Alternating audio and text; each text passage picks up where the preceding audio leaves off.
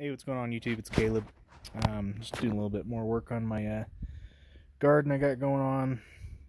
Made a quick video a couple weeks ago about getting some seeds started, guys, especially with everything that's going on. So I'm out here with my assistant, and we're getting the plants some sun, and I am transplanting my squash plants into solo cups.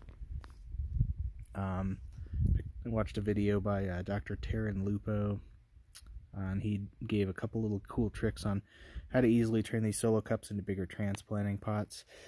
And they do have some holes in there for drainage, but you know, these Jiffy pellet things, they start getting pretty crowded quick, especially with taller plants like squash, and I've got some beans over there, so I'm gonna move them into individual little cups.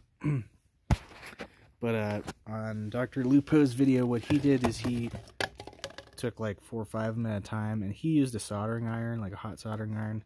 I didn't have a soldering iron available, so what I did is merely went and turned on my gas stove and heated up a screwdriver that I didn't really use very much. And once that got hot enough, that'll melt through the cups pretty easily and give you the drainage holes that you're looking for. So anyway, yeah, I've got a lot of plants going. I bought maybe 4 or 5 of these Jiffy pellet things. So got random different types of squash. I can't for the life of me remember what I planted in these ones. These guys are getting a little squiggly, so I'm gonna see if I can get them in the ground at some point. I think those might be collard greens. I'm not sure. The guys with the long arms there, those are spinach plants, so those are doing well. And some more squash. Over here, we're looking at, looks like some more spinach, some beans. Some of those leaves are already getting a little burnt, so I gotta take care of them. Those are tomatoes of various different kinds. Usually I've had really poor luck starting tomato plants from seed, but I've got them under some lights at night, so they're doing all right. And those are peas. I'm not sure if they're snow peas or the bigger ones. And I think that's like rosemary or thyme that's growing in there. And then just got some more peas and beans.